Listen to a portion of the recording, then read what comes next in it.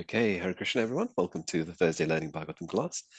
Today we'll be speaking on Canto 9 rather, Liberation, chapters 18 and 19. King Yata regains his youth and achieves liberation. And our guest speaker is none other than Kamal Subhas Prabhu. Welcome back, Prabhuji. Over to you. Hare Bol. Hare Krishna.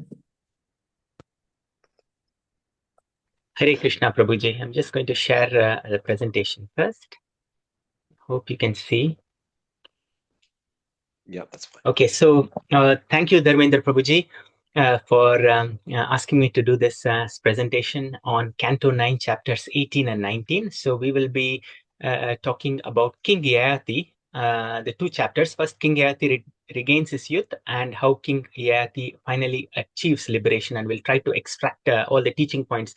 Now, before we start, I think we'll make an auspicious start by reciting the Mangalacharan prayers. So, Om Ajnanatimirandasya Jnananjana Shalakya Chakshurunmilitam Yena Tasmai Shri Guruve Namaha Shri Chaitanya Manobhishtam Sthapitam Yena Bhutale Swayam Rupa Kadamahyam Dadati Swapadantikam Vandeham Shri Guru Shutapada Kamalam Shri Gurun Vaishnavamscha Shri Rupam Sagrajatam Sahagana Raghunathan Vitam Tam Sajivam Sadvaitam Savadutam Parijana Sahitam Shri Krishna Chaitanya Devam Shri Radha Krishna Padan Sahagana Lalita Shri Vishakhan Vitamscha He Krishna Karuna Sindho Deen Bandho Jagatpate Gopesha Gopika Kanta Radha Kanta Namustute Tapta Kanchana Gaurangi Radhe Vrindavaneshwari Rishabhanu Sute Devi Pranamami Hari Priye Vancha Kalpatarubhyascha Kripa Sindhu Bhevacha Patitanam Pavanebhyo Vaishnavebhyo Namo Namaha Nama Om Vishnupadaya Krishna Presthaya Bhutale Srimate Bhakti Vedanta Swaminiti Namine Namaste Saraswate Deve Gauravani Pracharine निर्विशेष शून्यवादी पाश्चात्य देश तारिणे जय श्री कृष्ण चैतन्य प्रभु नित्यानंद श्री अद्वैत गदाधार श्रीवासादि गौर भक्त वृंदा हरे Krishna Krishna Krishna Hare Hare Hare Rama Ram Ram Hare Hare Hare Krishna Krishna Krishna Hare Hare Hare Rama Ram Ram Hare Hare Hare Krishna Krishna Krishna Hare Hare Hare Rama Ram Ram Hare Hare Hare Krishna. Thank you, everyone, those who have joined. This is because there are two chapters that we are going to cover today. So it's going to be slightly long presentation, but my aim is to finish at 9 so that we have plenty of time for the question and answers and discussions. So I'll just give a brief outline of how I'm going to present it today. The first part that I'm going to do is present the chapter summary in a story form. And this time I'm just going to take the help of a video, because if I narrate the story, there are so many complexities in the story that the story itself will take the entire presentation. So I'm going to use a video. Just to warn you, this video is slightly fast-paced, so you have to pay full attention. So the way the video is going to be presented is, firstly, it will be a story of Nahusa, who is the father of King Yayāti, as to why exactly King Yayāti became the king. Second will be the short story about Devyani and Kacha. Devyani is the daughter of Shukracharya, and Kacha is the son of Brihaspati. And why Devyani had to perform a Pratiloma marriage. That means Devyani, being a daughter of Brahmin, had to marry King Yayāti, who is a Kshatriya, that is of an inferior caste. Why that happened. So a background story. Again, these two stories are presented very briefly, just for time. In the interest of time, to save some time. And lastly, the entire story of chapter 18 and 19 of King Yayāti is presented. Again, everything in the story form, so please pay attention. The next part of the presentation will be the key verses and lessons for practicing devotees from these two chapters. What can we extract? The third part would be the concept of the spiritual fall down. As to what exactly makes us fall to our desires. Why do we fall down? And lastly is the WhatsApp message that Dharmendra Prabhu kindly posted, and I hope you all have got the answers to the question that I posted, which is how did we get into this material world trap, and who locked us inside, and how do we get outside? So I would like to hear from you at that point, and we'll discuss that in detail. So to make us start, I'm going to do the video presentation. So I will be going on mute, and then I'll be sharing the video presentation. Okay, so just bear with me. Let me stop this. Okay, I'll stop share, and then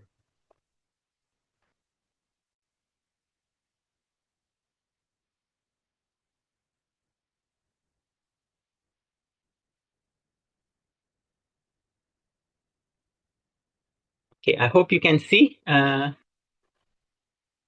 Yeah. Prabhuji, can you see? Yes, we can see, Prabhuji. Okay, so I'm going to click play, and I'm going to mute myself. If there are any problems, just speak out, okay? So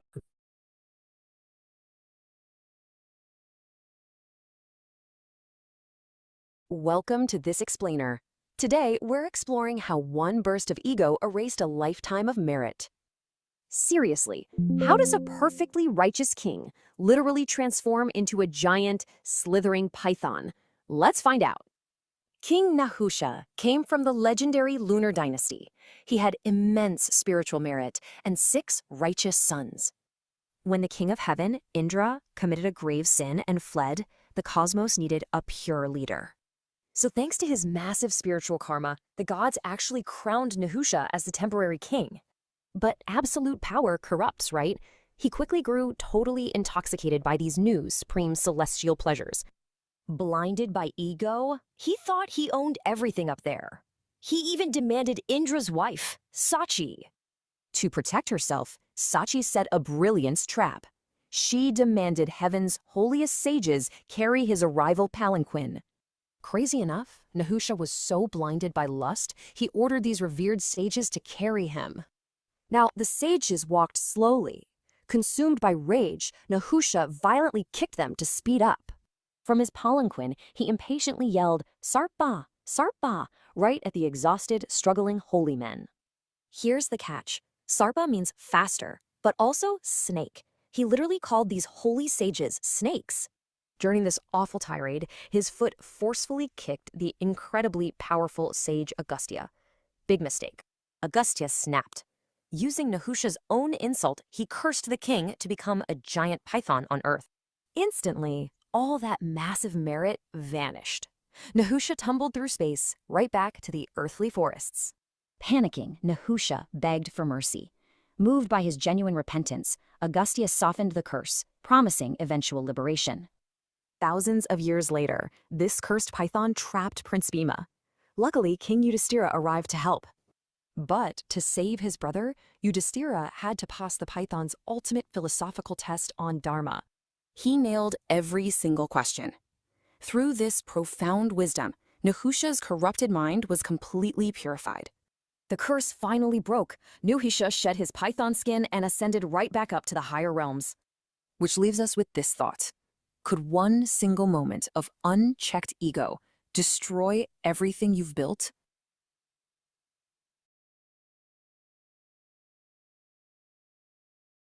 Hey guys, let's dive into this explainer on a crazy mythological spy mission that ends in total tragedy. I mean, how does a literal undercover resurrection op end in a centuries-long curse? Well, let's look. The Devas were losing their endless war against the Asuras. Why? The Asuras had a massive tactical advantage. Specifically, the Sanjivani Vidya.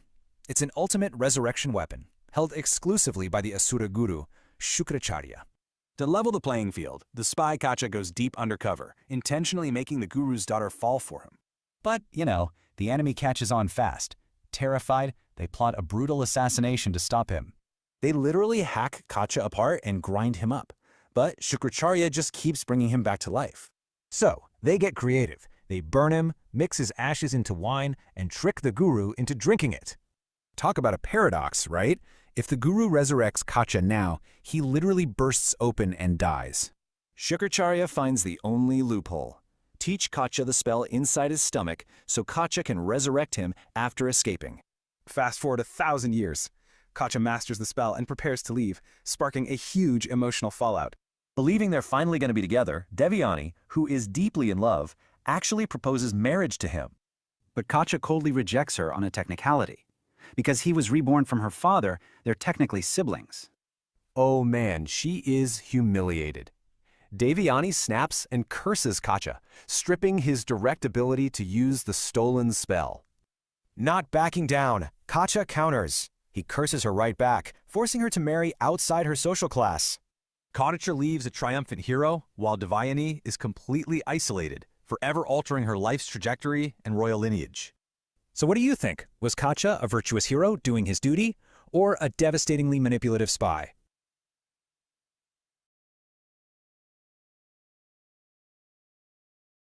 Welcome back to another explainer. Today, we're diving into a genuinely fascinating story from the ancient Bhagavad Mahapurana. Now, you might be thinking, what does a centuries-old manuscript have to do with us right now? Well, as it turns out, it holds an incredibly accurate mirror up to our modern obsession with chasing happiness. We're looking at the epic tale of King Yayāti. It's a story that cuts right down to the absolute core of human nature, our desires, and the crazy lengths we'll go just to feel fulfilled. So, let's start with a little thought experiment. Imagine having literally unlimited time and perfect, boundless physical energy to chase down every single worldly craving you've ever had. If you could just bypass getting old entirely and keep consuming, achieving, and experiencing forever, would it ever actually be enough? I mean, would you finally hit a point where you could sit back, put your feet up, and say, okay, I'm completely satisfied? Just keep that question in the back of your mind as we unpack this narrative. Which brings us to part 1, the Clash of Princesses. To really get why this story happens, we have to look at its dramatic origins, which trace back to a fierce rivalry between two very powerful women. On one side, we have Devyani. She's the daughter of a hugely powerful Brahmin guru named Śrīmad-Bhāgavatam, and she is immensely proud of her high status. Then, on the other side, we have Sarmista. She's the daughter of the demon king, Vrsaparva. She's just as fiery, immensely proud of her royal blood, and fiercely loyal to her people. So you've got this ultimate clash of egos, right? The spiritual elite squaring off against the royal elite. It's a total ancient recipe for disaster. So here's what happens. One day, these two women are out hanging out in this beautiful garden by a lotus pond with their friends, and they go into the water to bathe.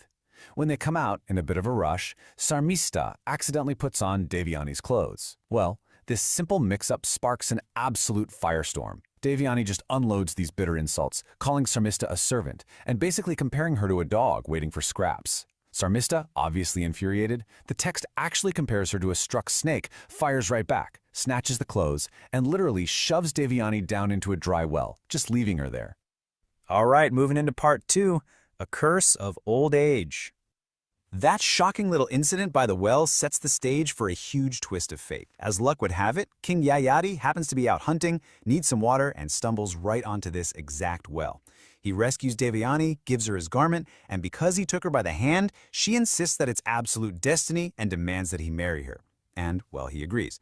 But remember Sarmista? To smooth things over with Devyani's powerful father, Sarmista had actually been forced to become Devyani's servant. So eventually, King Yayāti ends up having this secret, destiny-driven affair with Sarmista and even fathers children with her. Naturally, when Devyani finds out about the betrayal, she runs straight to her dad. And the guru Śrīmad-Bhāgavatam is so absolutely furious at the king's deceit that he hits Yayāti with a massive curse. Grotesque, premature old age, stripping away his youth and vitality in an instant. Yayāti is just totally devastated. He pleads with the guru, arguing that his lust for life and his desire for his young wife are completely unfulfilled, and he begs for mercy. Now, the angry guru doesn't totally revoke the curse, but he does offer him this terrifying solitary loophole. He says, "Go, if someone willingly gives you their youth, you may exchange your old age with them." That brings us to part 3, trading youth for desire.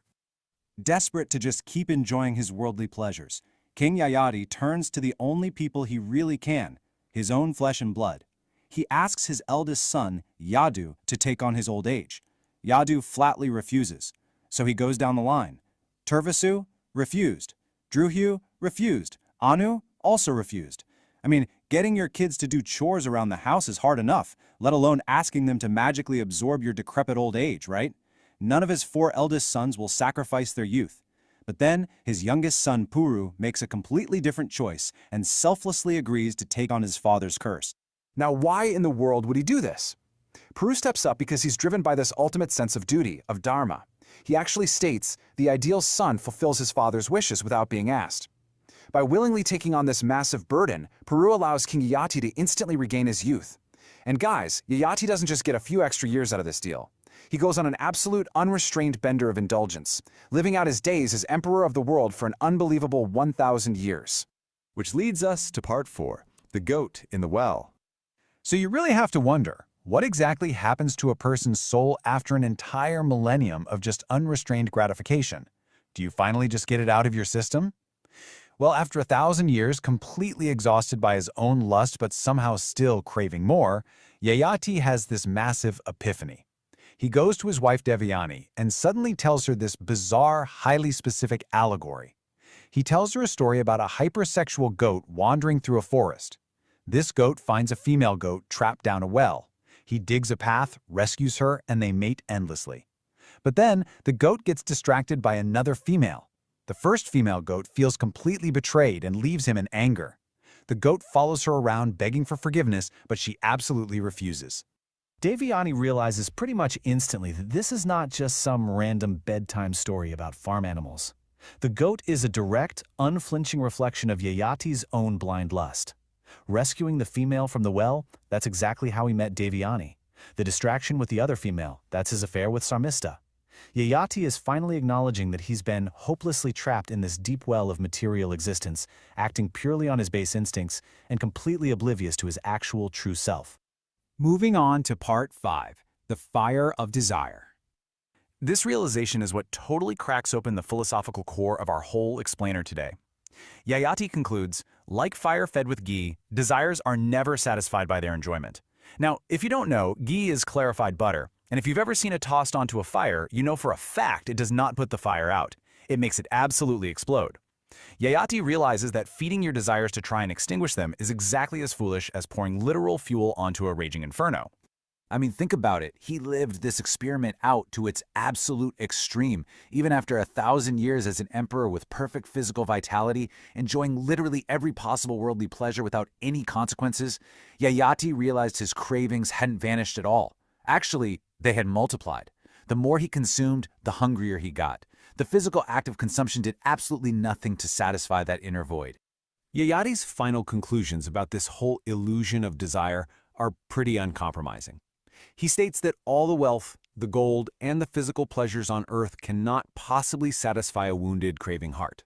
He points out this really heartbreaking paradox. Our physical bodies inevitably age and decay, but that thirst for pleasure, that remains forever young, and it just endlessly torments the mind. He firmly concludes that true peace, real, lasting equanimity, only comes when you actively choose to abandon that endless craving. You simply cannot consume your way to peace. You have to step off the treadmill entirely.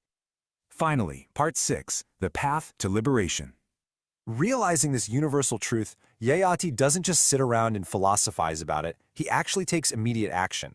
He calls for his youngest son, Puru, and he happily, instantly returns the youth to him, taking back his own old age. He then crowns Puru as the rightful emperor of the world, handing over dominion to the son who truly understood duty. And after that, Yayāti retreats deep into the forest to meditate on the Supreme Lord. The text beautifully notes that he shed his lifelong attachments in an instant, effortlessly, kind of like a bird just leaving a nest once its wings have finally grown.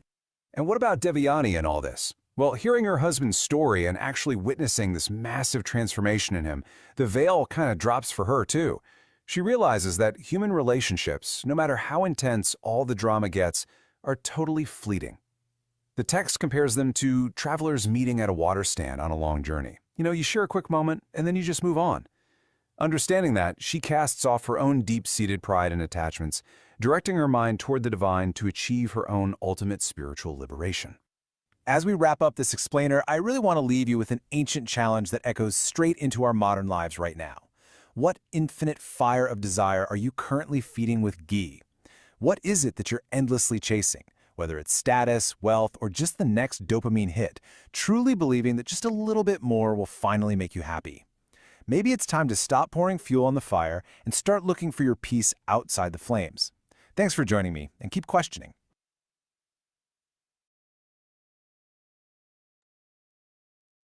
Hare Krishna. Thank you. Thank you for patiently listening and watching this video. Now I'm just going to go back to the presentation. I know the presentation, the video was a bit fast. Some of the part of the story you may not have understood, but maybe if you watch this video again later on, you will clearly understand. But we will focus on the teachings so that we don't just get engrossed with the story. If there is anything that you want to ask me about the doubts in the story, you can ask me towards the end.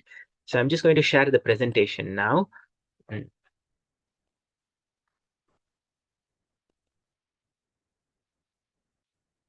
Okay.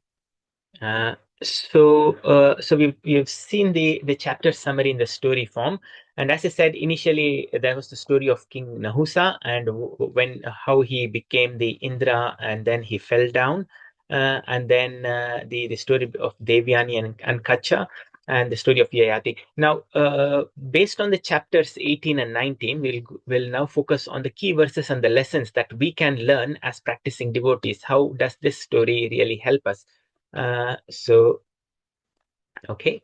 So the lessons that we can learn are, firstly, as was highlighted, is that the material desire. So here in chapters 9.19 and 14th and the 18th verse, it said that just like supplying butter to the fire does not diminish the fire but increases it more and more. Similarly, whenever we try to fulfill our material desires, the more we fulfill, the fire actually increases. We think that by fulfilling our desire, we get peace. And once the desire is fulfilled, but actually the opposite thing happens. When you try to fulfill your desire, the fire keeps on increasing. The desire becomes stronger and stronger. So the application for us as a sadhaka is that in Bhagavad Gita 12.12, Krishna mentions that to get true peace, you can't get it by actually feeding your desire, but you get tyaga chantirantaram anantaram. By tyagat, by tyag, you get by abandoning this desire and not trying to fulfill it, you get peace. Not by trying to fulfill each and every desire. And this tells us that, and if we think that by the material desires will probably wane off as we age, that is not going to happen. As King Yayāti's story tells us, that the lust or any sort of material desire, it actually keeps increasing. The desires are ever young, and somebody who thinks that the lust just dies down with age, no, it does not die down with age. The desires are there, but though the physical body has become weak and not capable of enjoying the senses, so the only solution is to get rid of this desire and to develop vairagya or renunciation.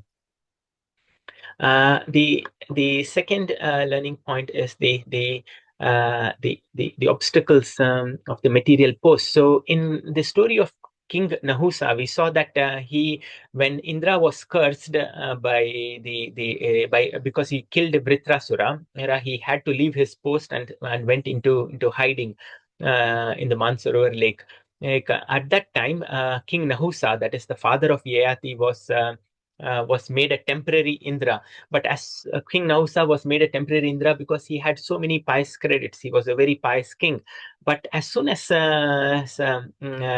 Nahusa was made the Indra, the position or the power actually corrupts. So he got corrupted. So the power made him so corrupt that he felt that he's the absolute monarch, and so he also wanted to enjoy Sachi, who is the wife of the real Indra. So he said that now that I've become an Indra, I can even enjoy Sachi. So now Sachi devised this plan and got him kicked out from the Indra post, as we saw in the explainer video.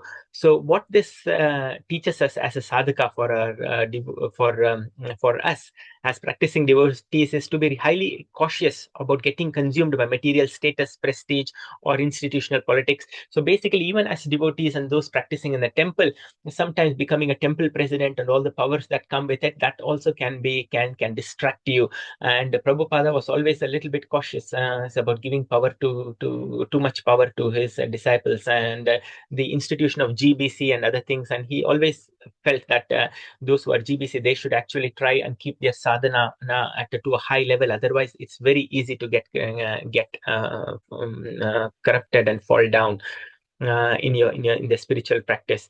The true wealth is the spiritual accumulation, not the material opulence. So we have to keep a material opulence to the bare minimum and keep progressing in our bhakti.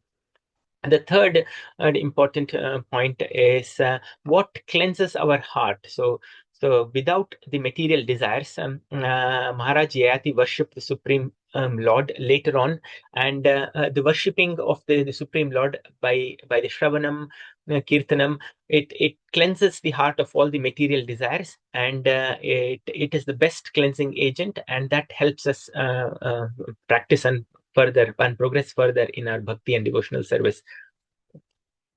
Now, the conflict of Devyani and Sharmishta, what does it teach us? So it teaches us that we have to be really careful. We get easily, there is the bodily pride which comes. So here Devyani was proud of her heritage from Shukracharya as a Brahmin. She was proud that she was a Brahmin by birth, whereas Sarmishta was proud that she was a royal princess. So they both were proud, and when you're proud of your material status or position, then it is very easy to get into petty disputes and like. For example, they cursed each other. They started speaking ill words towards each other, and hence we have to guard ourselves else against pride. So whether it is based on the birth, wealth, education, or the spiritual seniority, sometimes a senior devotee can become very proud of their status and may insult a new devotee. So all these things we have to be really careful of, and not to get proud. It is said that a famous verse comes in Ramcharitmanas. He says that God absolutely hates pride. So Rama absolutely hates pride in his devotee. So, and if that happens, he tries to get rid of that in his devotee. The next is the unyielding strength of the senses. So now the desires, the first gate of entry of any desire is through our senses. So we have to guard our senses. Now we should not think that I have been practicing this Hare Krishna for 20 years. Now my senses, I don't worry about my senses. I can go around everywhere. I can be in front of an ice cream and I will not feel the urge to eat it, and all those things we might say. But Krishna warns against this. In 2.60 Bhagavad Gita, he says is that yatato hyapi kaunteya purushasya vipachita indriyani pramatini haranti prasabam manaha. So even if you are the greatest knowledgeable person who has been practicing devotion service for a long time or anything else, don't be proud, because the senses are so strong that once it will drag you towards the sense objects, and then you'll not know how soon you just fall off. So don't don't overestimate your spiritual strength and try to put yourself in a situation where you could be tempted by the sense object. So best is to avoid putting yourself in those sort of situations. And here King Yayāti in his realization tells the extreme thing. So he says in this matra swasra duhitrava now viviktasano bhavet. So he says even with your own mother, sister, or daughter, don't try to stay in a secluded place all alone, because the senses are so strong. The lust, these are so strong that it can cause a fall down. So he goes to that extreme to say that even with your grown-up daughter or your mother or your sister, don't stay in a secluded place, because the senses are so strong and it can lead you to fall down. Even if you think yourself to be the greatest devotee and very controlled senses, so the senses can sometimes just make you fall down. Now the other thing is here when King Yayāti wanted to exchange his old age with his sons, he went to all his elder sons, but none of them agreed to exchange King Yayāti's old age. But Puru was the only one who readily was readily accepted that I will take your old age, father, and you can take my youth. And he said that the first class son is one who doesn't even wait for the order of his father, but actually tries to to anticipate what his father wants and does the rightful thing. Similarly, as a sadhaka, we should not be waiting for an instruction from the guru, but rather be proactive in our service to him. And also, the greatest service to guru is, don't think that it's the physical service, because there is a common tendency that we try to run and say, oh, my guru has come and I'm going to go and do the physical service, do this, do that, give him some food to eat and all those things. So that is a second class service. The first class service is they to follow his instructions. That is the greatest service. Yes, Agya Samna Susahib Seva. So there is no service greater than following the instructions of your guru. So Agya Samna Susahib Seva. So whatever his spiritual instruction that is given, to follow that sincerely is actually the highest service. So we should be proactive. It doesn't mean that the physical service is inferior. It is also important, but the most important is to follow the instructions of your guru. And we should do that readily, not waiting for him to keep instructing us, but we need to anticipate. Okay, next learning for us is Devyani understood how Devyani undertook, how Devyani attained liberation. It is clearly said that once King Yayāti developed Vairagya and he left to the forest, Devyani was herself, is herself very, very, has got a very, she is also very advanced. She also understands that this material fulfillment of desires is never going to satisfy, and that one needs to practice bhakti.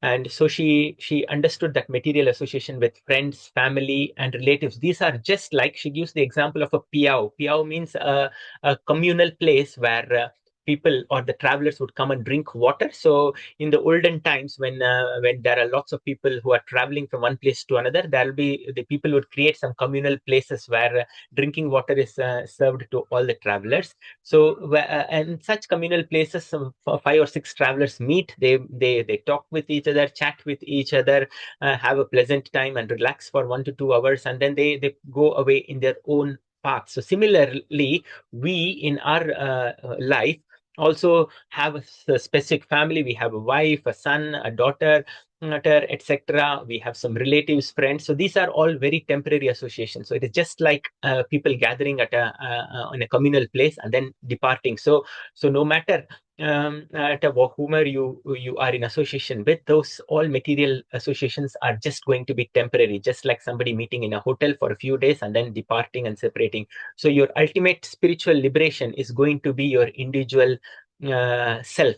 So there is a nice saying which says that dunya mein hazaron ka mela juda, par hans jab uda tab akela uda. So what it means is thousands of swans gather in one particular pond or place, but when they fly off, each swan has to fly off individually. So your liberation is based on your own individual karma.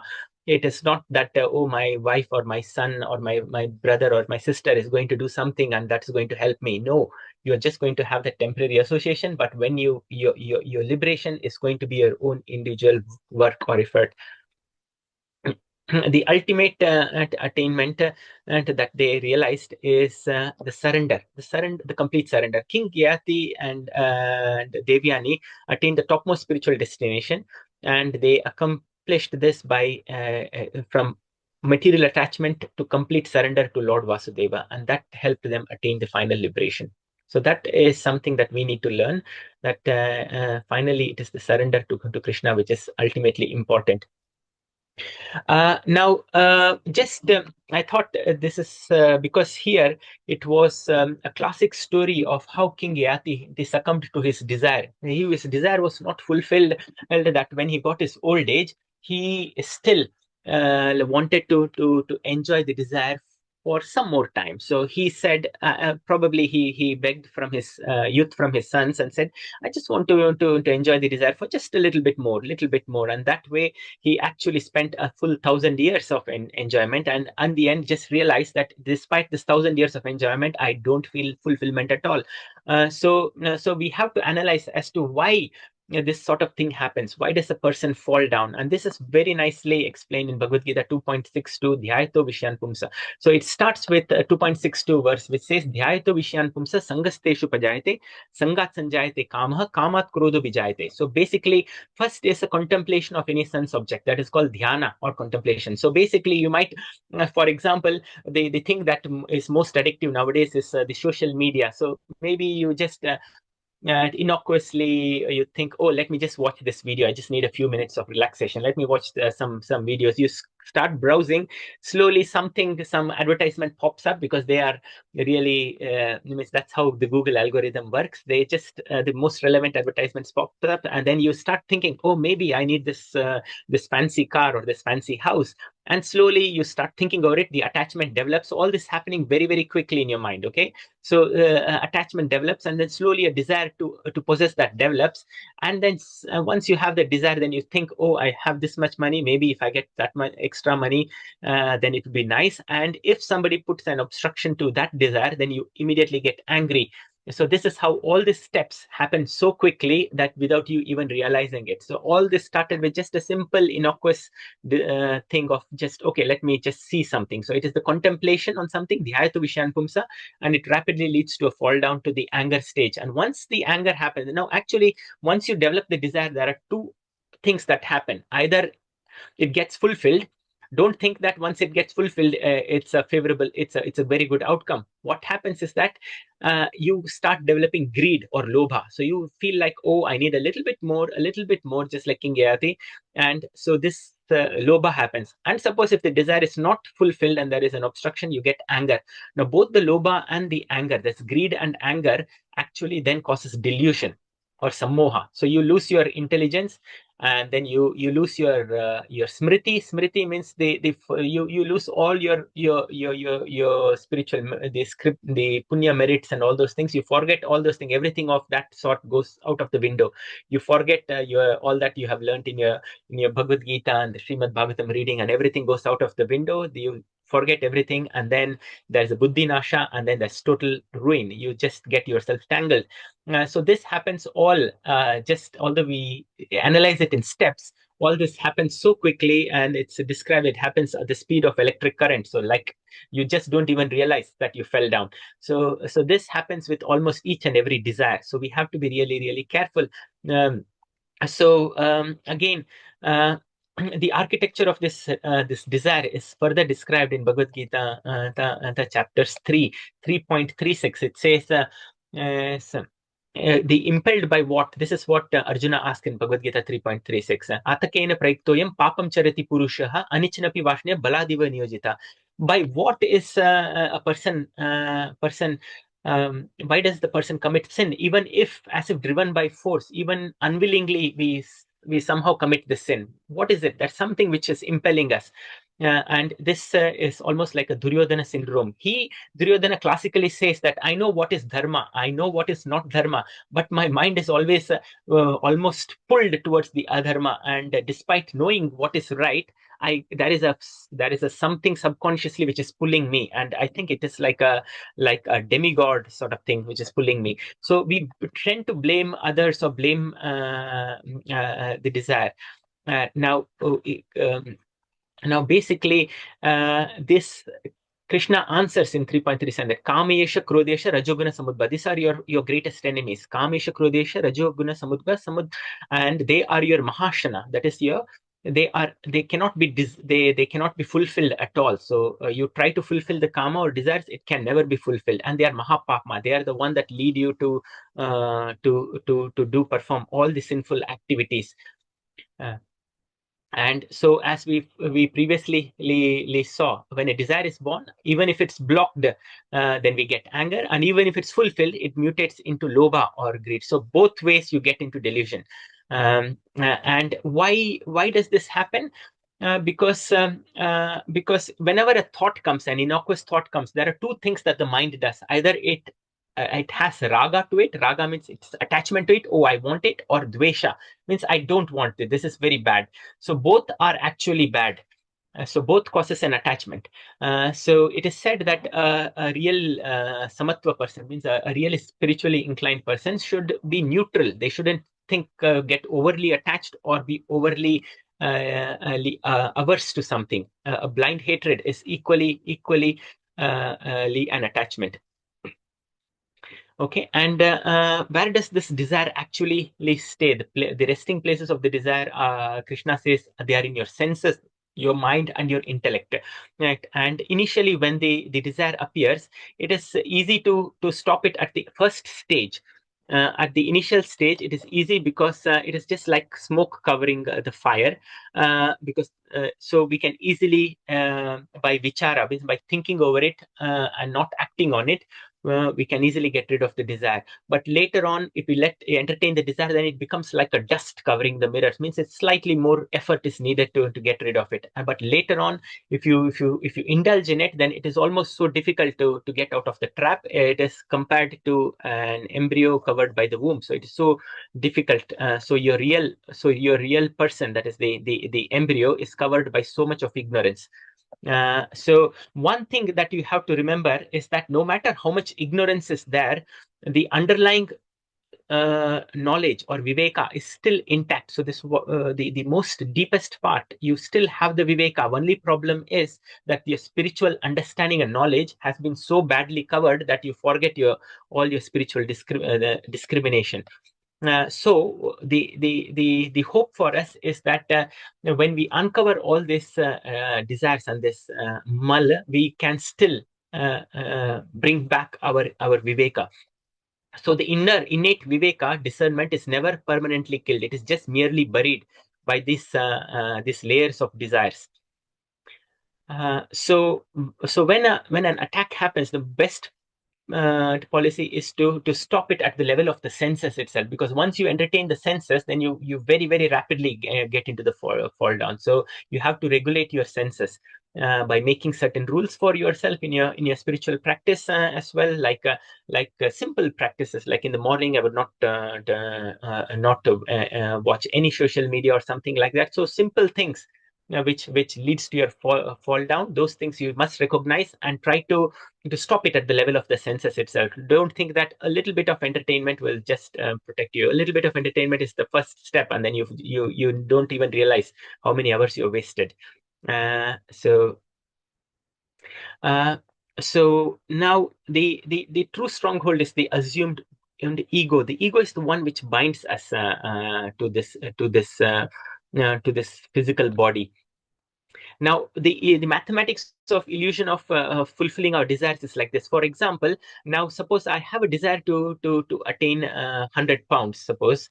So once as a child, as a teenager, suppose we want to earn your first 100 pounds, you're happy, but then immediately you see your other friend and he has got 1,000 pounds. Immediately, it's not that you feel satisfied. Actually, you feel a bit of dissatisfaction on acquiring the 100 pounds. You feel a deficit that, oh, I'm 900 pounds worse off than my friend. So instead of feeling happy that you attained your 100 pounds, you actually feel bad. You feel that you're 900 pounds less off.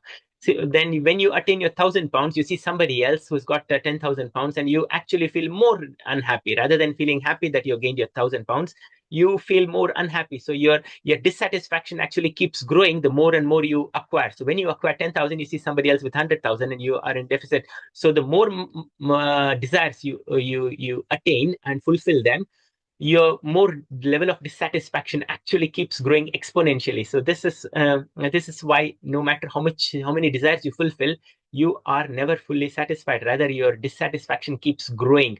But the other thing is, people, you might counter saying that, oh no, Prabhuji, sometimes when like a simple desire, like for example eating an ice cream or something, I feel satisfied.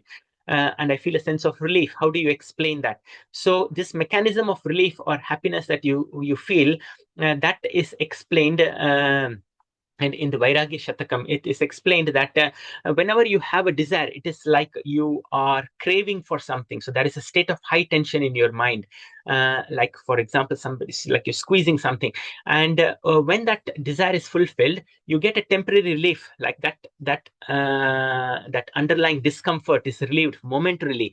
And you feel a sense of relief, and that is what you think as you're enjoying. But actually, what happens is that the whole suffering happened in the initial phase when the desire first was entertained, until you fulfill your desire, you are under this constant anxiety of wanting to fulfill that desire. So that anxiety, that period of anxiety or suffering was there. And after you fulfill the desire, maybe you get a momentary sense of ease or peace, but then immediately, then you that because the sense pleasure is gone, you again are in a state of deficit, meaning you want a bit more, and so after the instant peace, then you get back into the same trap. So there is no final peace with satisfying material desires. Now, the real jnana, that we learn, this is always covered by the kama. The kama or the desire actually covers it. And so the strategy that Bhagavad Gita asks us to do is to control it at the level of the senses itself, and not to allow it to enter the senses. So we have to go from the bhoga buddhi, that is the attitude of enjoying, to the nirvaha buddhi. So instead of trying to extract personal pleasure from the world, we should just act to the bare minimum for the maintenance of the body and perform our duties. Now, the path of ascent. So the goal is not to escape the world. So it doesn't mean that you have to be detached and escape the world, but to go through the world untouched by the raga and dvesha. So it's raga and dvesha that you have to get rid of. By getting rid of raga and dvesha, you have to circumnavigate your daily life.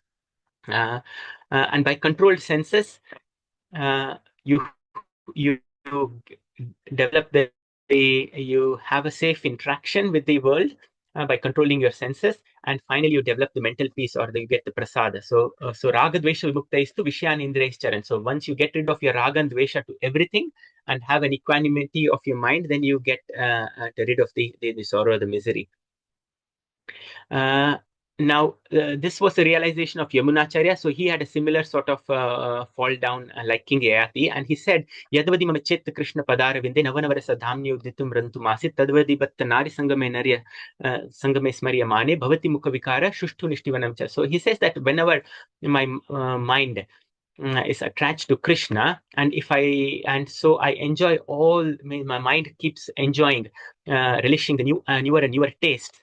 And at that time, whenever I think about about the pleasure that I had by the association with women, then I feel like spitting on it. So the important thing in Bhagavad Gita, it says that you can't get rid of your desires just by complete detachment, but because one important principle to remember is your mind can never be empty or vacuum or in a vacuum state. So you have to replace your material desires with spiritual desires. So vishya vinivartante niraharasya dehina rasavarjam rasopyasya param drishtva nivartate. So you have to give it some positive engagement. Now, this is the question that I posed. So I'll take a few answers from you. So Prabhuji had posted on the WhatsApp saying that we find ourselves trapped in this material maze of this material world, and we can find no exit. So the question really is, who has trapped us in this material world? And when we see we are trapped and there's locks on all the doors, and we try to open the locks, we can't find the key to open it and get ourselves out of this material maze. So my question is who has put us in this material maze, and how do we escape? So I'll take a couple of answers if you had time to think over it.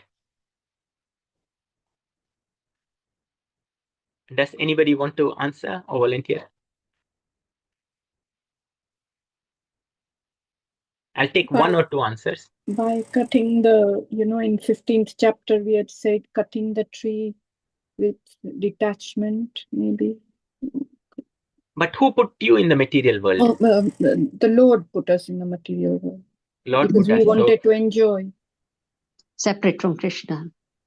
So we wanted to enjoy separate from Krishna. So Krishna put us and locked us inside. Is that that Yes. what you want to say? So, but then how is he merciful?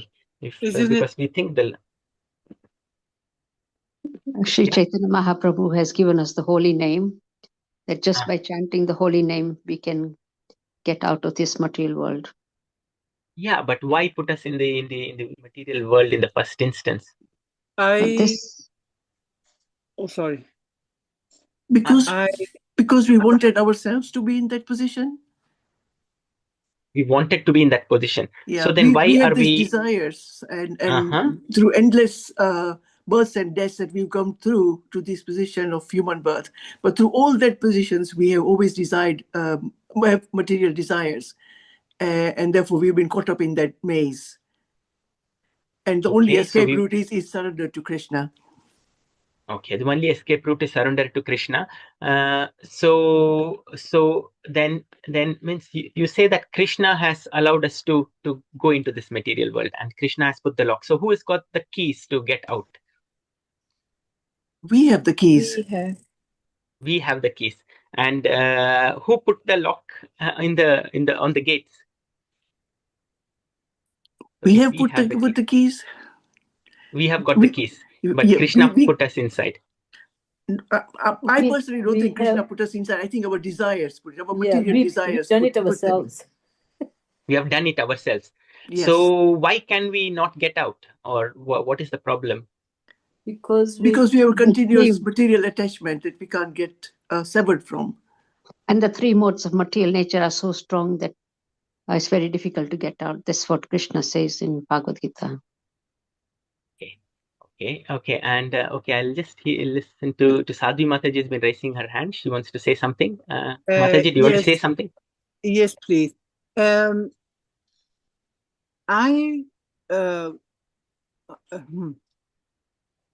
believe it has to do with our purification. I believe here is a kind of quarantine for our soul to be purified.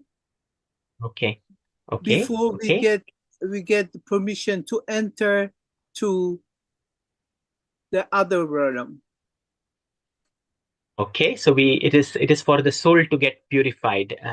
Okay, so why has our soul become impure? Meaning, is the soul become impure? Why has the soul become impure? Means what caused it to get impure in the first instance? Desire something that was not in the Krishna's, not the way. For instance, my desire was more other thing than Krishna, and than doing service for Krishna, than being devotee to Krishna. Okay. Thank you very much. Thank you. I think everyone has answered more or less nearly correctly, but there are few little bits that I'll go ahead, because we need a scriptural proof as to what exactly is the reason, and we need to understand. So whether the soul is got impure or not, we'll just go. I'll quickly present this, and then you can see it for yourself. So firstly, yes. So now basically, so if we look through the divine CCTV as to who actually put us in this material world and who locked us, so it is shocking to know that Krishna never did anything. It was we ourselves who put the lock on that and got ourselves locked in this material world. You might say, how did we do that? And in Bhagavad Gita 5.15, it says, Nadatte kashit papam na chaiva sukritam vibhu ajnanena vritam jnanam tenam hyanti jantava. So the Lord actually does not assume anybody sinful or pious activities. It is the sinful and pious activities that the embodied living beings do, and we get trapped because of our true spiritual knowledge covered by ignorance. That is ajnana. Now, what is this lock? This lock is not a physical lock, a material lock. It is more a psychological knot. So it is the mind, intelligence, and ego which causes the trap. And this is a psychological knot. It is called explained very simply by Tulsidas as in Ramcharitmanas, chid jad granthi. Jad chetan granthi pad gayi yadyapi mrusha chutat katinai. So basically, your pure consciousness is this golden pure rope, and it is eternally pure. But this material world, any of your mind, intelligence, ego, those are the material or dead matter. So the conscient, pure, sentient part is your chit, that is your spiritual part, and the jad is the dead part, and they have tied itself into such a big mess that you can't get out. So this is the actual lock that is keeping you bound in the material world. Now imagine, like, the oil and water, they don't mix with each other. But if you take a drop, some oil and some water, and then put it in a blender, they get so much mixed that you can't then separate it. So that is what exactly has happened. Our chit or consciousness, which is eternally pure, and the dead matter, which is eternally impure, they both have got so badly mixed that now we are unable to separate it and get free. Now, I'll just go quickly. So the way to get out, one of the answers is provided in Bhagavad Gita 5.17. So it says the way to get out is the tad buddhayas. So the intellect has to be fully absorbed in the supreme. Tad buddhayas, tad atmanas, tad nishthas, tad parayana. So tad buddhayas means your buddhi, because your mind always follows the intellect. The intellect is superior to the mind. So the problem with us right now is that we know we all have to give up the material desires, but my intellect doesn't 100% agree to it. My intellect still says that no, there is still, this material world is not that bad. There's still some fun in there. I don't think it's that bad. So my intellect never agrees that this material world is full of miseries. It still feels that no, there's some material desire still there. So if your intellect doesn't agree to it, then your mind will not follow. And that's the whole reason why we are still trapped, because we still have this sensation that the bhoga buddhi, the enjoyment attitude, is still there. So your buddhi has to be purified and be completely absorbed in the supreme. Then your mind will follow, and then you have the full faith, and then you surrender to the God. That's the supreme or the ultimate goal. That is the solution. Now, the lock and the key, they are both forged in the same mind, meaning the lock is also formed by the mind, and to get out, the key also has to be through the mind. What exactly do you mean by that? So the mind has to be purified to get out. And the lock itself is also the subtle matter. So the important thing to remember is the concept that thinking that the soul has become impure. It's important to really, really remember this, that the soul can never be impure. It is the mind which has become impure. The soul is pure, was pure, and will eternally remain pure.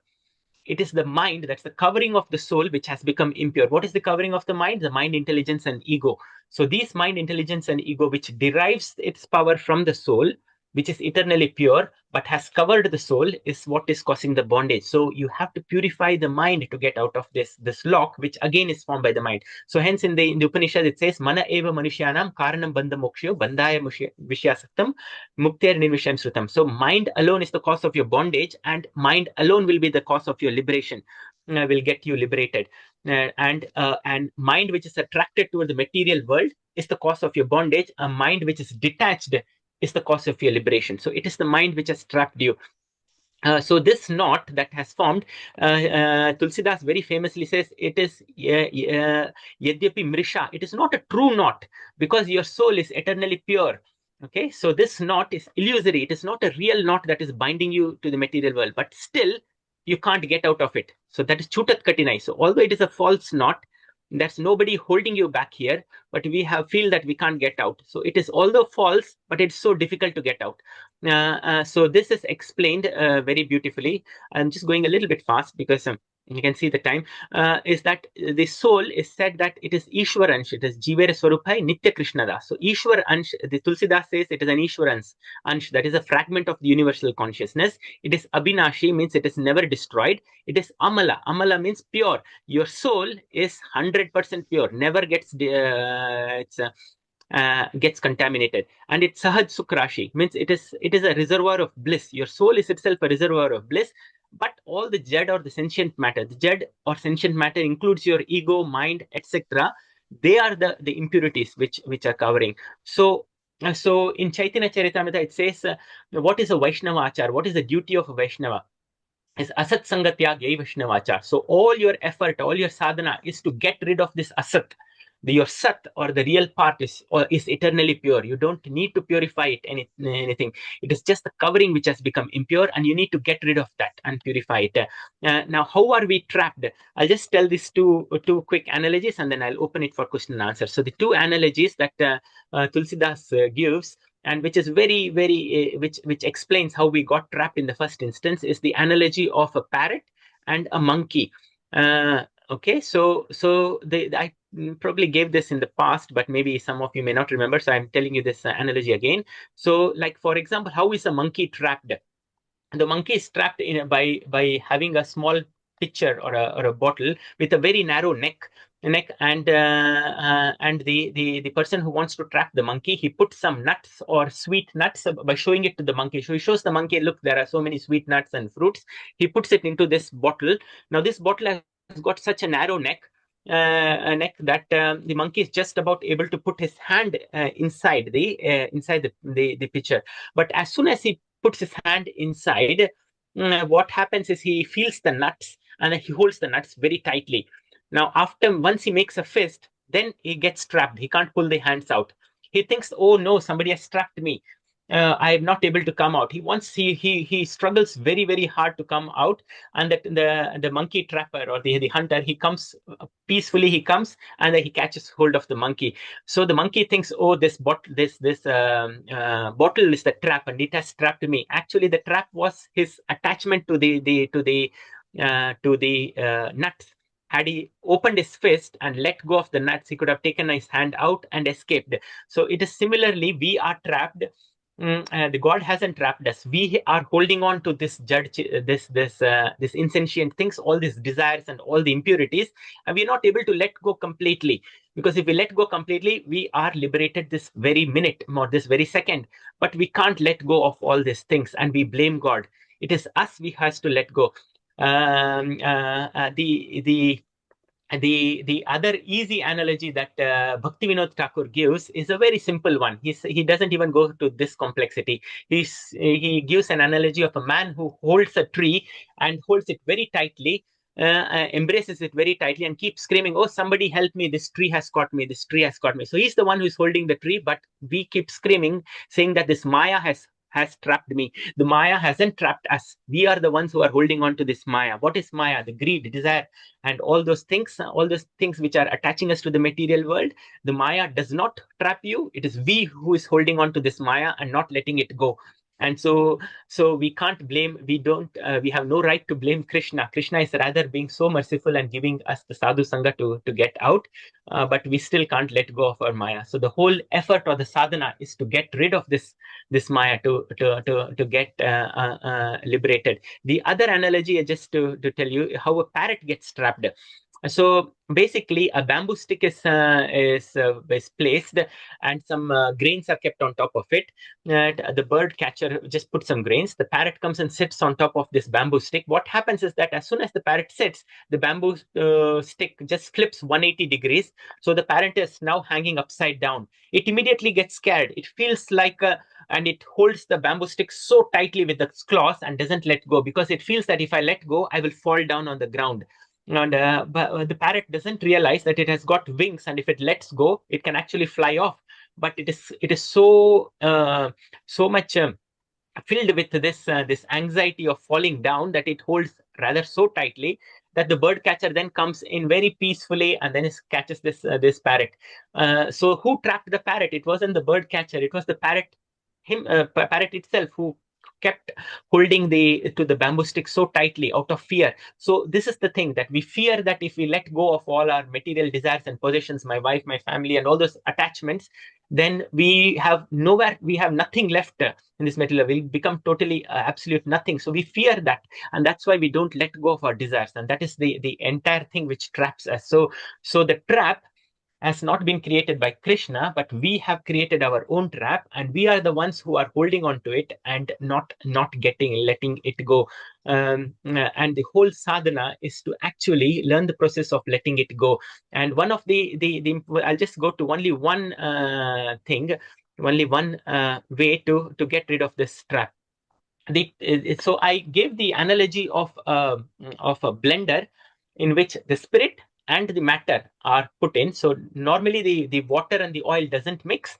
But if suppose the oil representing the soul and the water representing the material things like the desire, etc., are put together and put in a blender, they mix so well to form an emulsion that then it becomes so difficult to get rid.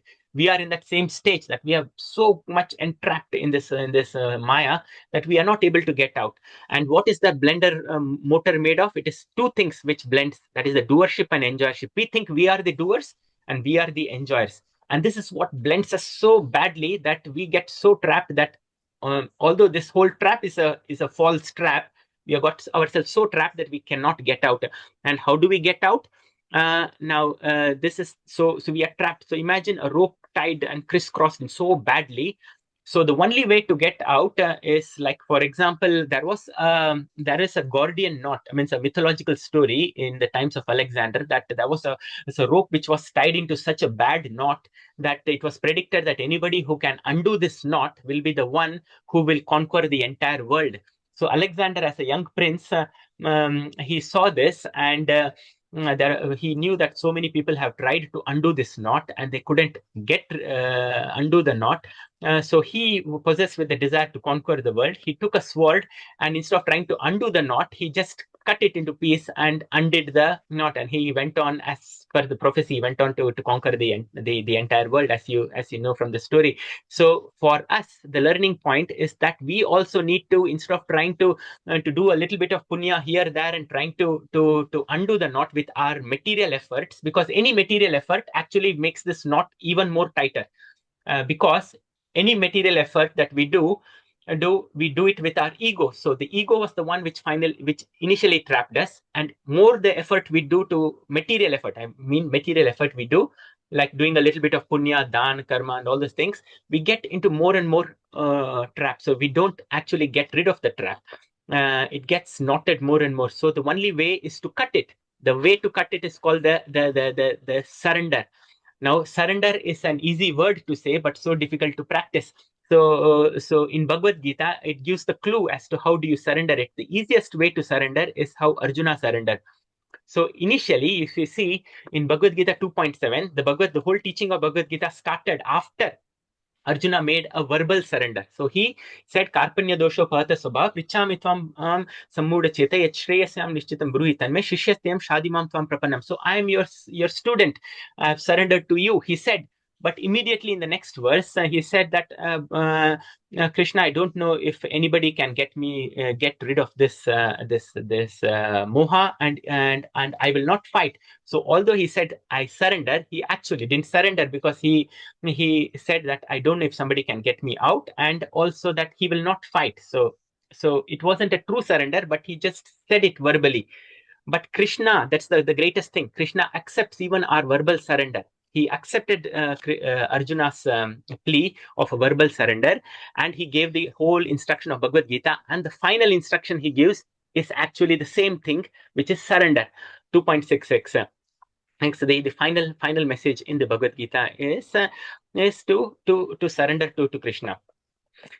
So the hint that we get from this is that we should do even if we are not able to surrender completely, we should, like Arjuna, do a vachik surrender. Means verbally we should say that, oh Krishna, I am yours, please help me to get off this.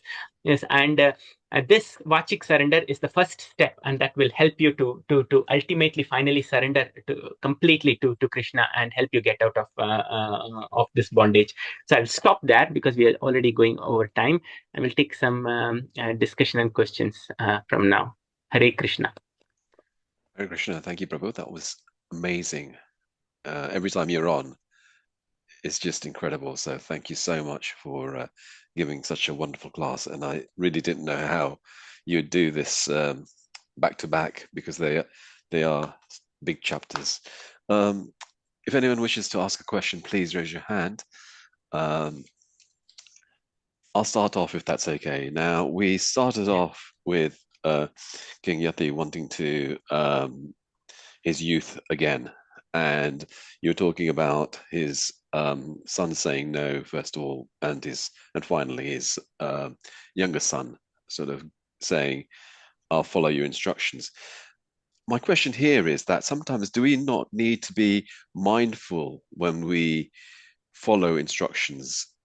Because you could turn it around and say the three other sons were doing the right thing, and the fourth son really didn't do the right thing because he wasn't, although he was following instructions of his father, he wasn't doing the right thing for his father. So if you could provide that explanation, please. Yeah.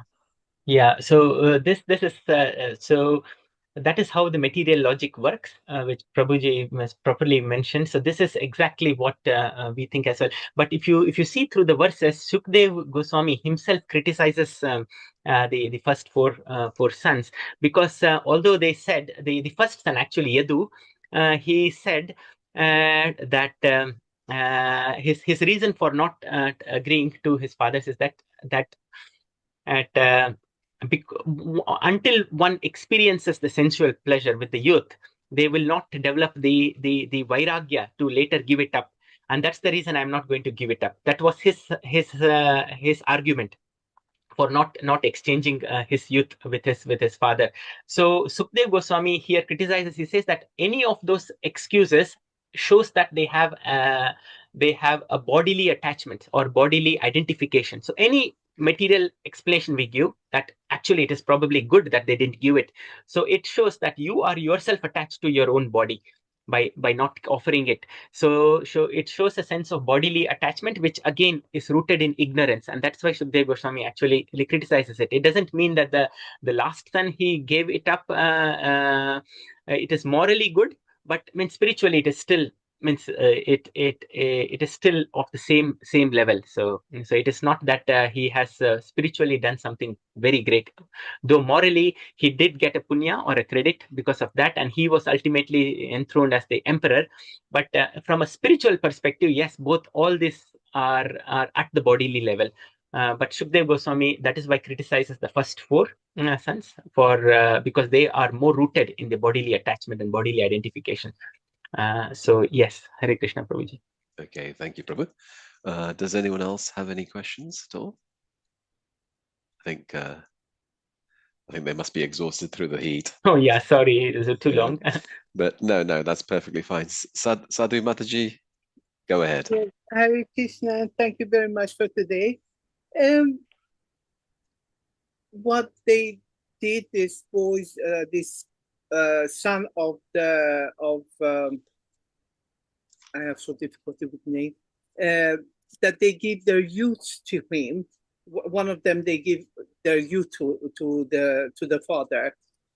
Isn't it the whole behavior, what they do, whatever they go through, is because they try to follow the rule and regulation, where it says the father is very important, you have to respect your father, you have to obey your father is your guru, and so on and so on. You know what I mean? So when a father comes and asks for such a thing, give me your youth, I need your new youth, because what? Because he wants to enjoy even more. And the son can't say no. The son says it.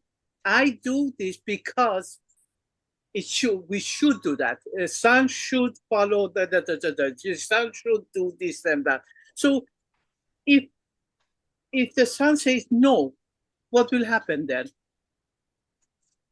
You know what I mean? Yeah, I totally understand. So all these things that we are talking about is on a material plane, and this is why the trap actually happens. So on the material plane, we can argue, and it is said nicely in Chaitanya Charitamrita as well.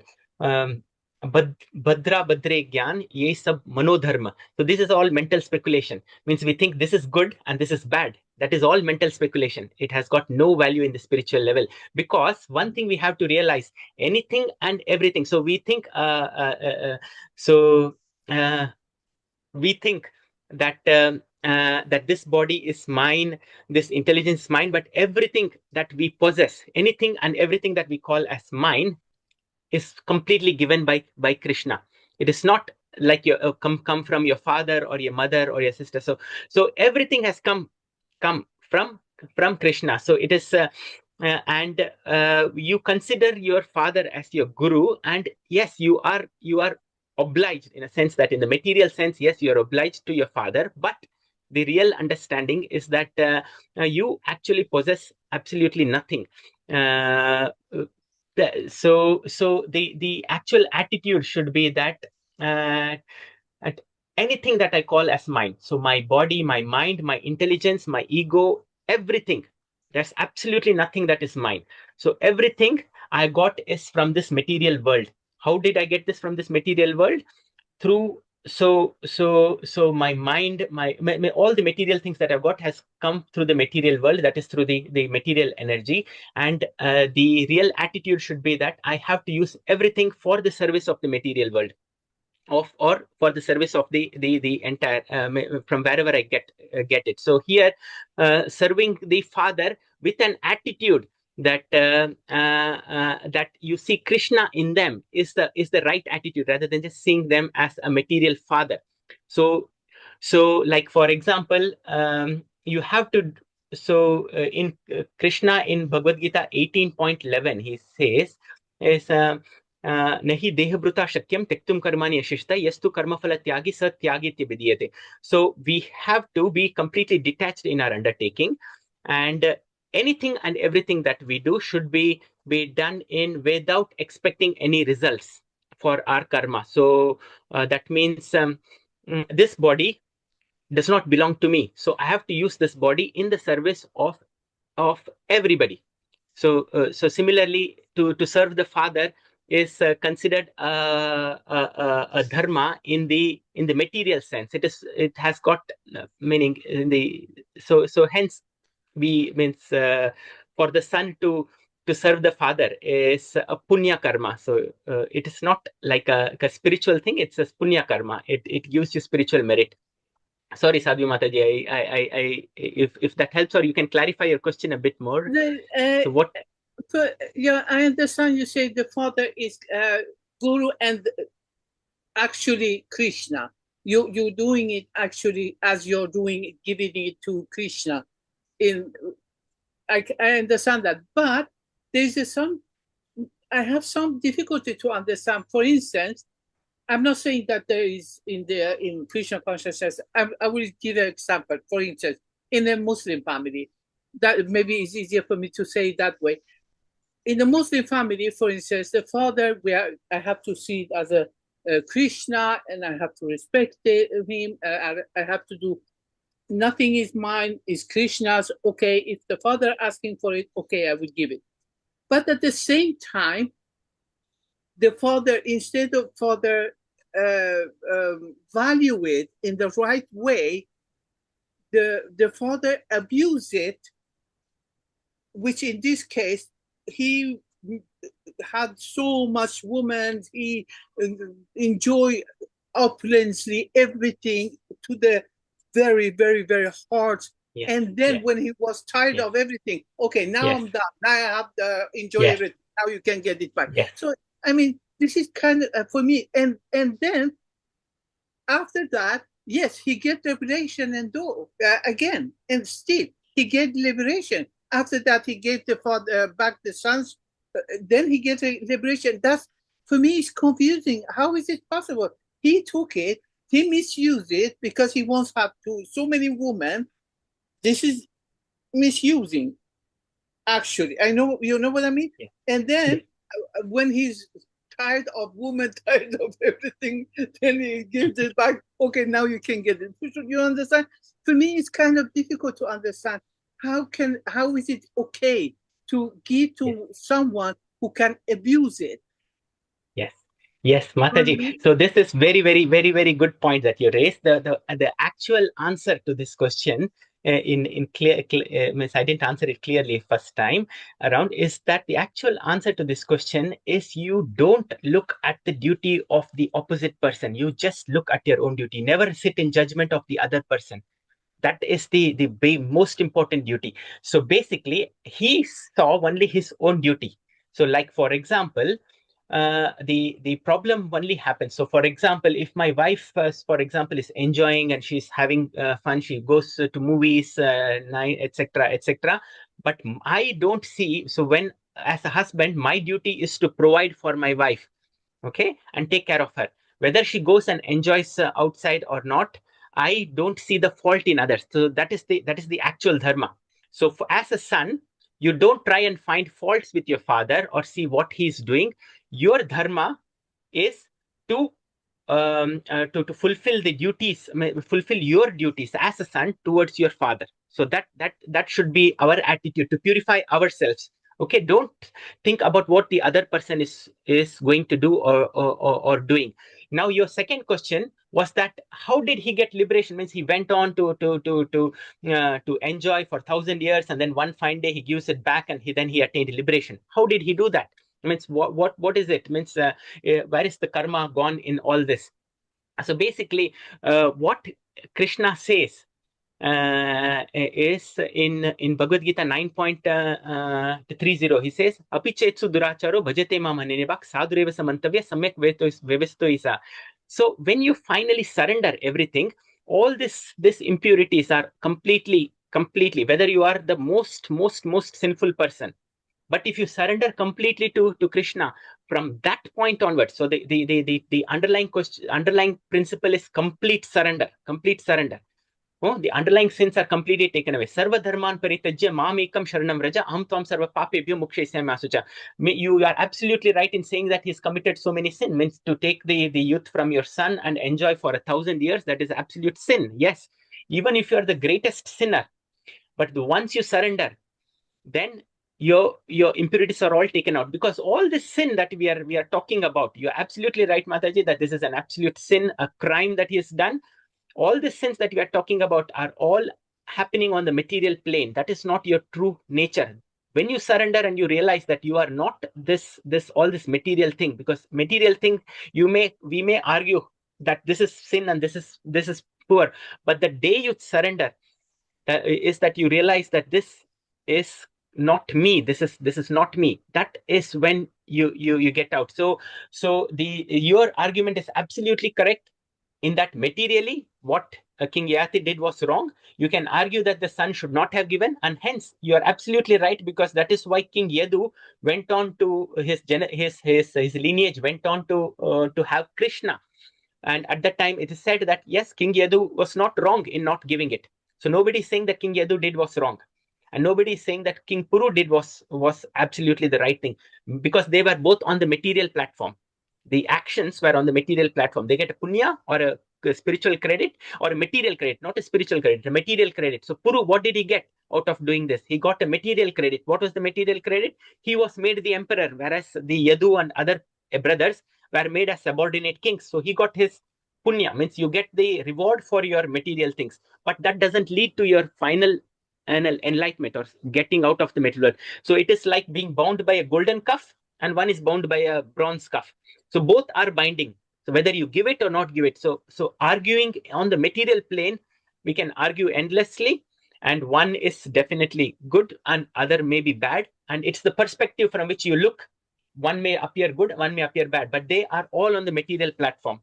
They have nothing to do with the spiritual platform. The spiritual platform is when you realize that although King Yayāti did all the absolute nonsense, his soul, means the one thing that I mentioned towards the end of my talk, is always remember that your soul, even King Yayāti's soul, even the most absolute sinner's soul, is also completely pure. It never gets contaminated. It is all this attachment, and you're thinking that I am this body, and this attachment, raga dvesha. So it is the coverings which get so bad. Some person with a very absolute pure soul has completely tangled with so bad attachment. And the best example of the worst kind of attachment in our scriptures is sage Valmiki. Now Valmiki, he was a dacoit called Ratnakar. So he killed and slayed almost everybody so ruthlessly, so badly, that one day when Narada Muni came and met him, and he said, "Why do you commit all this horrible and the worst types of sin?" So he said, "I do it to feed my family."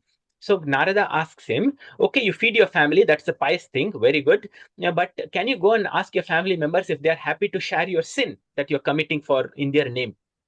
So he says, "Okay, Narada, you stand here. I will, because I don't believe you, I'm going to tie you here to this tree. You stay here. I'm going to ask my family and come back to the answer. So he goes and asks his wife, oh, dear wife, I'm committing so many sins and getting you so much money. Will you share my sin? Oh, no, that is your duty. I am not going to share your sin. No, I'm doing it for you, for your good life. No, I'm not going to share your sin. He asked his son, his daughters, and everybody. They all say no. So then he comes back and falls at the feet of Narada Muni and says that I've committed all these horrible sins for them, and nobody sharing my sin. I realized that it is me who is getting trapped. So Narada Muni doesn't see the worst thing in him. He sees the eternal soul, which is purely, it is even at this stage is entirely pure. Only thing is got tangled with all these bad things that he has done. So he cannot even come out. So what does Narada Muni say? Okay, he wants to give the mercy. It is the mercy of the devotees which gets us to ultimately out of this material world. So he gives some mercy. He says, please chant Rama, Rama, Rama. Valmiki says, the Ratnakar says, oh God, I can't even chant this Rama.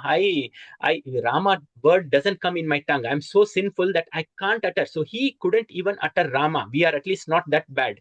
We can at least utter the name Rama. He was so bad that his tongue couldn't attend Rama. He can't even say Rama because Rama is such a pure name that he's so bad that he can't even utter Rama. So then Narada says, okay, if you can't utter the name Rama, then say Mara. Mara in Hindi means kill. So say, I kill, kill, kill. I kill, kill. Repeat Mara, Mara, Mara. And when he said Mara, Mara, Mara, Mara, Mara, Mara, ultimately the Rama ultimately came up. And so he had to do penance for so many thousands of years. And then he became pure. And so he became so pure that he wrote the entire Ramayana. It appeared in him. So he was the most sinful person. So the important thing to realize is when we judge somebody else that, oh, King Yayāti was so bad and a sinful person, you have to remember that no matter how sinful they are, they still have the capacity to get liberated. Means they have the capacity to get purified and achieve that state. So we should never judge others. We should always look at our own duty. Because when we look at others as to, okay, if I give it to my father, he will do this and he'll do bad things. So no, you look at your own purification. So if I am the king, if I'm Puru, the son, then I don't look at, oh no, my father is going to enjoy, then that is not good for him. So I may come up with hundreds of reasons, but all I have to do, you look at your own duty. Don't look at the other person, because in the other person we have this the human tendency is to find fault with others. We'll say, oh, if I give my father 100 pounds, what if he goes and buys some alcohol and drinks? So don't look at that. Even if he does, that is his karma. It is true that means you have to take all those things, but for your own purification, you look at what is the best thing. But if you obviously know that he's going to go and do something wrong, then you don't do it. But at every point, remember, you look at your duty. Don't look at others' duty. So when you deal with your wife, the important thing is do your duty as a husband. Don't expect the duty of her. So you don't think that, oh, okay, my duty to my wife is to buy her clothes, give her a safe place to live and stuff. But if tomorrow I says I'll do all these things and she doesn't even make one cup of tea for me, what is this? So it is the expectation which creates the trouble. So you don't look. So here you have to look from Puru's perspective. Puru's perspective is, yes, my father is the one who gave me the body. He has full right over my body. All part of my body, everything, even my youth has come from my father. So what is my duty? If he wants it, he has the first right. So from his duty perspective, he did the right thing. But this material duty and material argument, there's no end to it. What the ultimate thing that we have to realize is never judge somebody else, because we are it's so easy for us to find faults, and finding faults is the greatest Vaishnava aparadh. So even if a person is so degraded, like in Valmiki example we saw, the spirit is always pure. And the trap that we get into is when we start, and the problems that we get into is when we start judging others and not look at our own duty. So you have to always focus on your duty. Like, for example, if it's a subordinate person, for example, if my son was asking for something which was obviously not good because he's subordinate and less intelligent than me, then I would probably say, no, don't do that. I'm not going to do it. But if somebody who is senior and who thinks that they know it better and they think that that's what they need to do, you do it. But even if you don't do it and you have valid reason, it is your own bhava which is more important rather than what you show. And in materially, that is why it is said bhadra bhadra gyan sab manodharma. So all this argument that we are having over whether he should have done or not done, there is no right answer to it, Mataji. So we can argue both ways. There is no right answer because we have to, and that's why we never find an end to this argument. But at the spiritual platform, we have to see that no matter how bad a person is, he is got a pure soul. Hare Krishna, Mataji. Sorry if that helps. Is it okay if I ask? Yes, Mataji. No, you are so good. Means I really appreciate the way you ask probing questions. It's very, very nice. Yes, Mataji, please continue.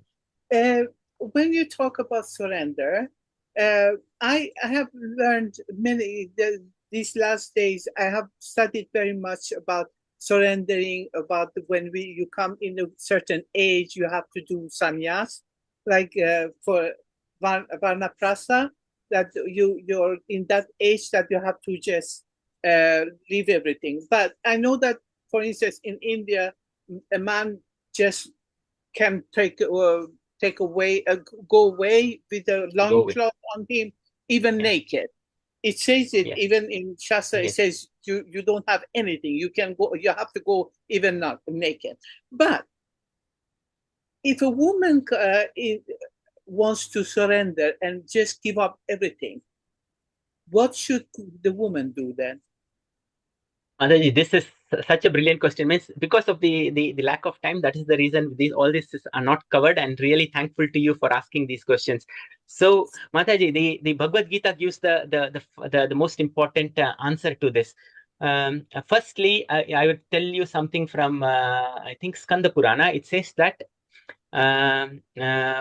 sannyasa is prohibited in the Kali Yuga. In Kali Yuga, it is absolutely prohibited, but still people take sannyas. So that is absolutely prohibited. Means prohibited in the sense that it is of no use. Secondly, we go to Krishna and see what does Krishna say. Arjuna asks, sometimes you say to renounce, that sannyas, and sometimes you say karma. Which one is better? Karma is better or sannyas is better? This is the start of Bhagavad Gita, chapter 5.2. In 5.2, sannyas. So Krishna gives the answer. Sannyasa karma yogascha. Sannyasa karma yogascha nishres kraubo tayostu karma sannyasa karma yoga vishishyate. Of these two, sannyas and karma yoga, both are good, but karma yoga is better than sannyas. So the important thing is running away and detaching. That is not at all recommended by Krishna.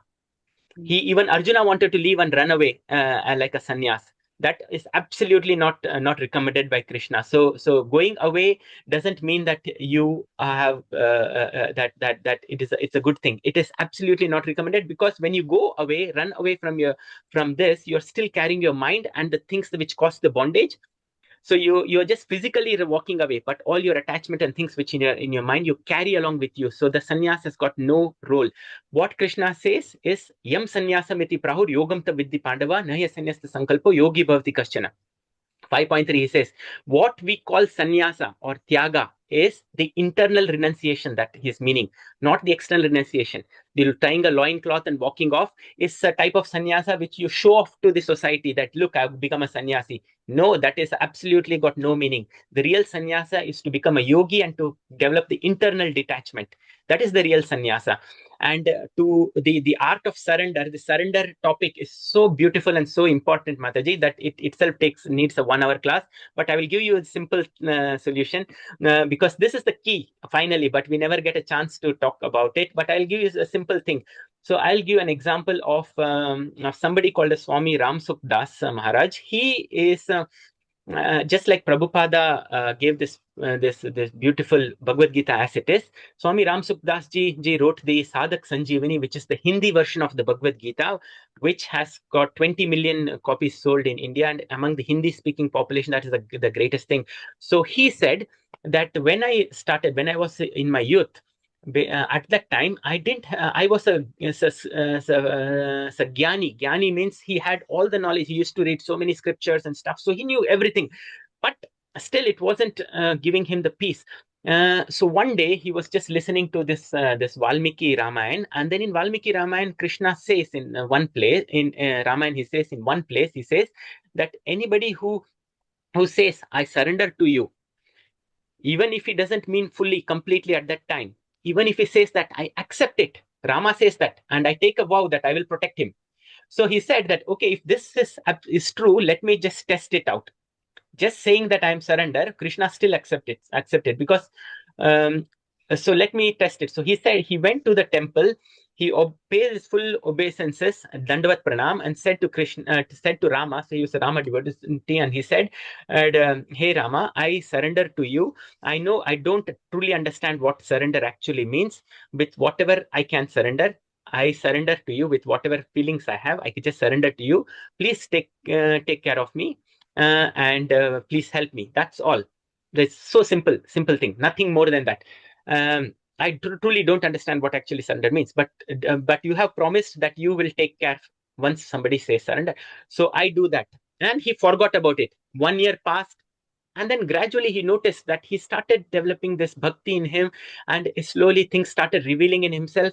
And then he started thinking, how did this happen? And then he thought back, and he recounted that particular day, and he said, this is the day that things started changing to him.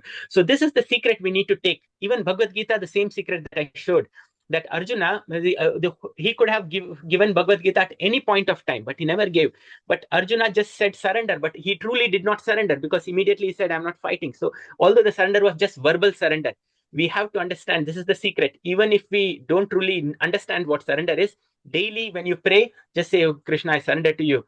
Krishna will take care of the rest, and he lead you, get you the right association, and take you the rest. That is the real secret of surrender. But it's a big topic, and we may have a chance to do it.